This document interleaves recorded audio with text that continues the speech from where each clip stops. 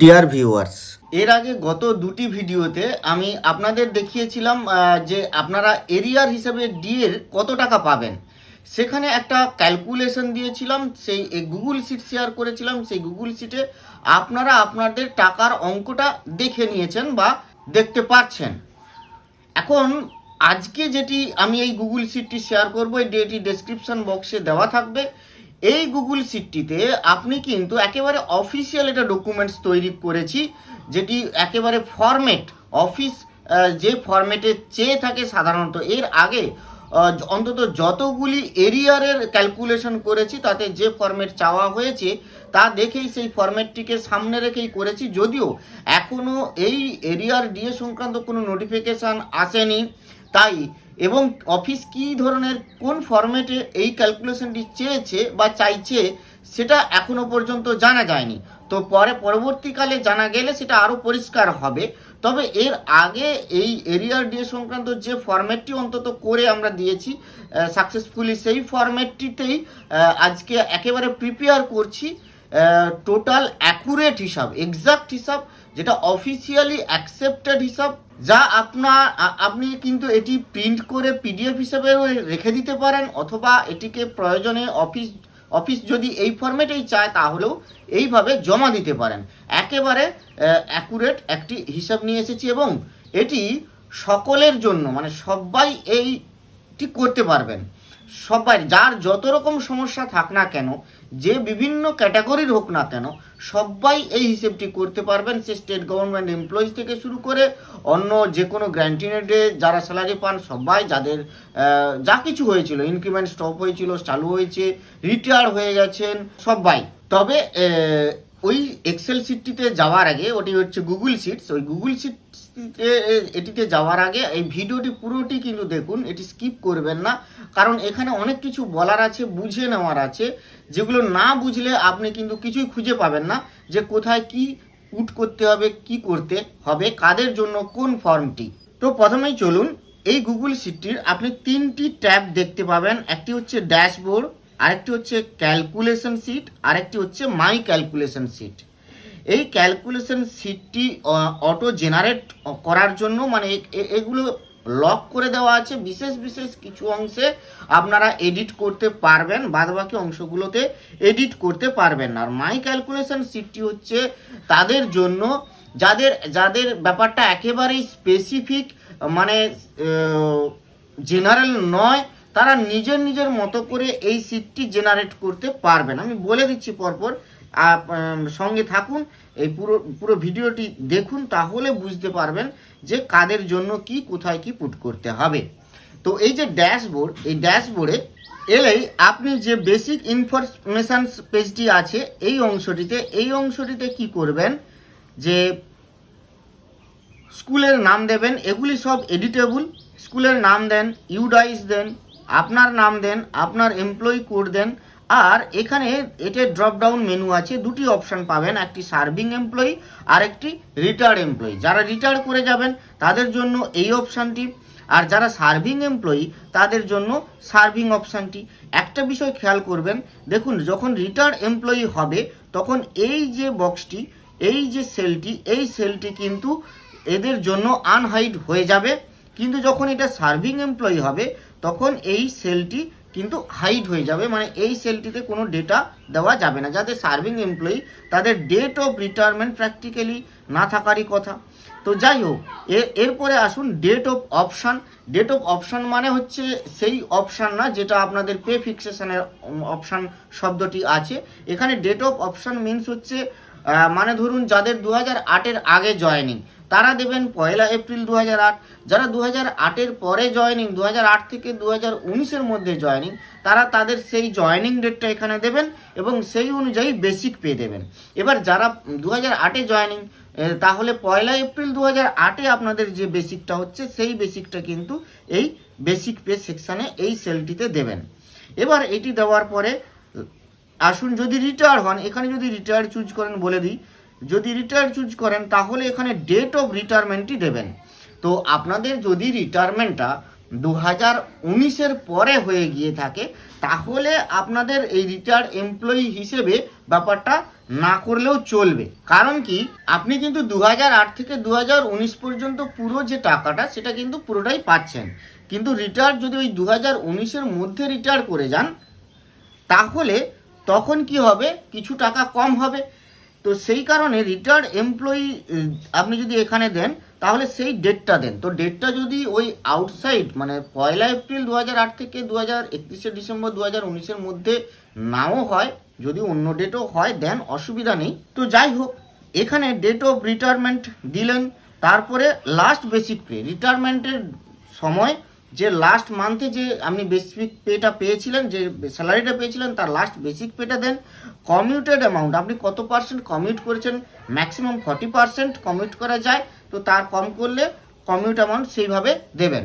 এবার আসুন যে সমস্ত বেনিফিটস যাদের আছে, একটা ব্যাপার হচ্ছে কি, scale not changed, scale not changed যাদের যে সমস্ত বেনিফিটসে হয়, যেমন 10 ইয়ার্স 20 ইয়ার্স, এখানে জাস্ট ইনক্রিমেন্টটা দেওয়া হয় 3%, কিন্তু স্কেলটা চেঞ্জ হয় না। কিন্তু 18 ইয়ার্সের ক্ষেত্রে তো স্কেল চেঞ্জ হয়, তাই দুটোই ভাগে ভাগ করা হয়েছে, যে স্কেল নট চেঞ্জ হলে কি হবে আর স্কেল চেঞ্জ হলে। যাদের স্কেল নট চেঞ্জ অর্থাৎ 10 ইয়ার্স বেনিফিট আপনি পেয়েছেন, তাহলে এখানে 10 ইয়ার্স এখানে অপশন চুজ করা যায়, যদিও তবুও আগে থেকেই দেওয়া আছে এটা 10 ইয়ার্স। এবারে ওল্ড বেসিক পেটা দেন। আর ডেট অফ ড্রয়িং, দেখুন এখানে খেয়াল করুন, আমি ডেট অফ ড্রয়িং বলেছি, কিন্তু মানে 10 ইয়ার্স হয়তো আপনার কোনো একটা ডেটে হয়েছে, কিন্তু ডেট অফ ড্রয়িংটা এখানে দেবেন। ব্যাপারটা কি বলি, এখন নিয়ম অনুযায়ী যাদের জয়েনিং জানুয়ারি থেকে জুলাইয়ের মধ্যে, তারা ইনক্রিমেন্টটা এফেক্টিভভাবে পাবেন হচ্ছে জুলাই থেকে। আর যাদের জয়েনিং হচ্ছে জুলাই থেকে ডিসেম্বরের মধ্যে, তারা তাদের সেই জয়েনিং ডেটেই কিন্তু তারা এফেক্টটা পেয়ে যাবেন। তো সেই অনুযায়ী ডেট অফ ড্রয়িংটা এখানে আপনারা দেবেন, যদিও আপনার 10 ইয়ার্সটা যে ডেটেই হোক না কেন, যে ডেট থেকে টাকাটা পাচ্ছেন সেটাই এখানে হবে ডেট অফ ড্রয়িং। এবারে আসুন বেনিফিটস, যখন স্কেল চেঞ্জ মানে 18 ইয়ার্স বা অন্য কোনো প্রমোশনের ক্ষেত্রে তখন কি করবেন, এইখানে এটা ড্রপ ডাউন মেনু আছে, এই ড্রপ ডাউন মেনু থেকে চুজ করতে পারবেন।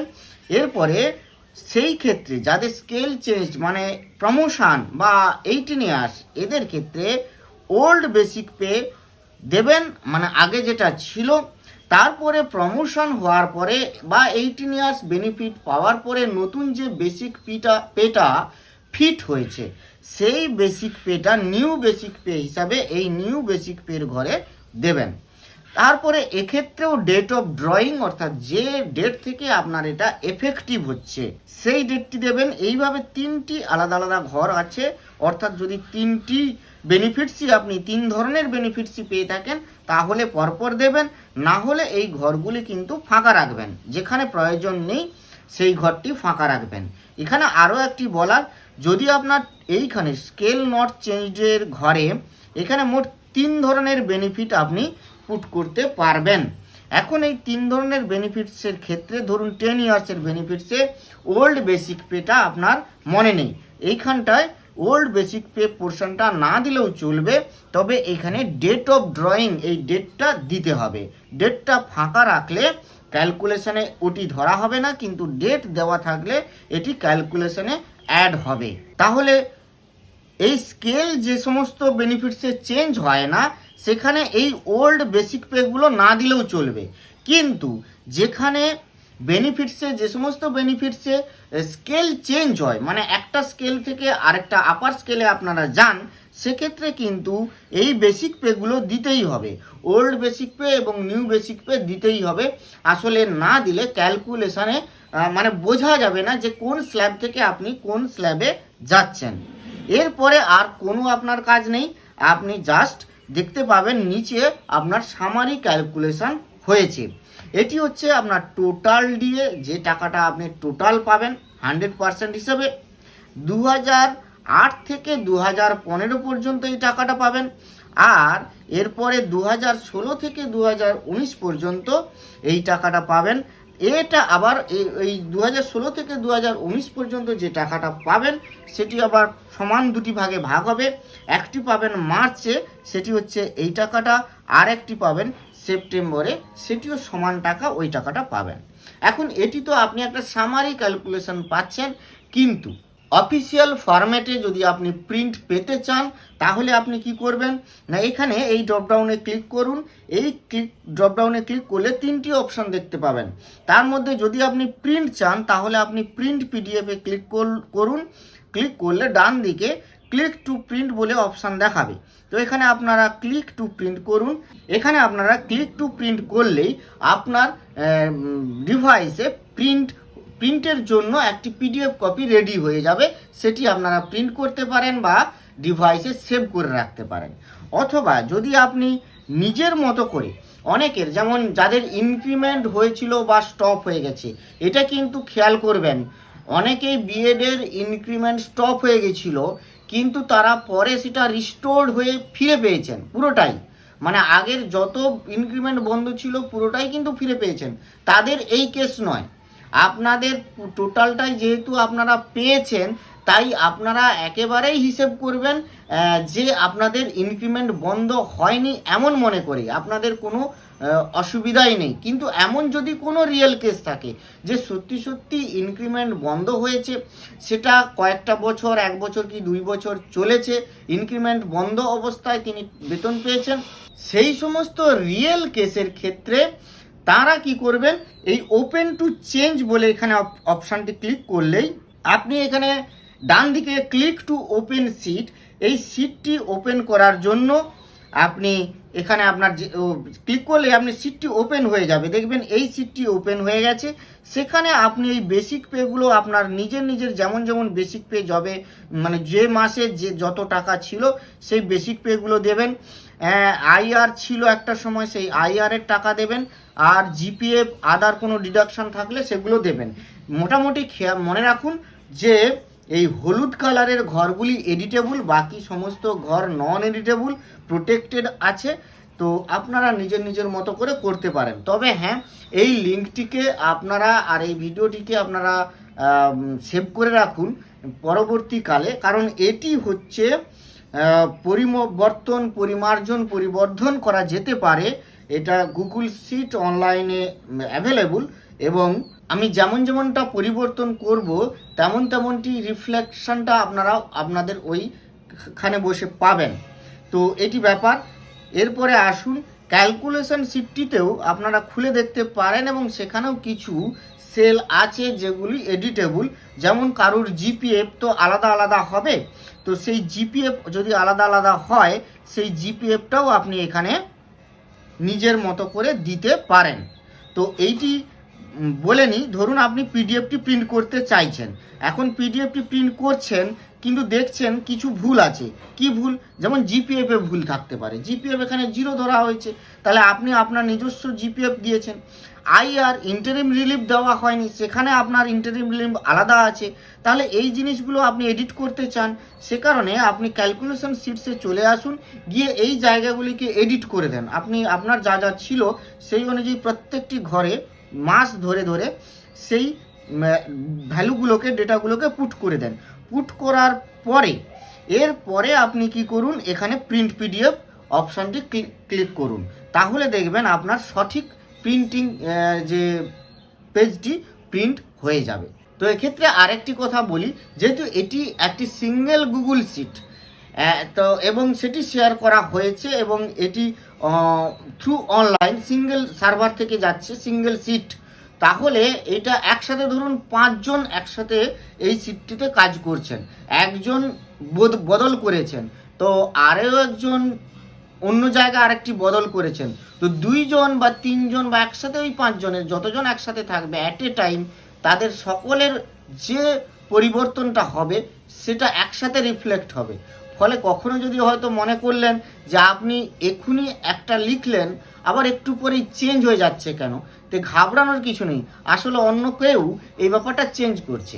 তো আপনি একটু থেমে যেতে পারেন, ধৈর্য ধরতে পারেন।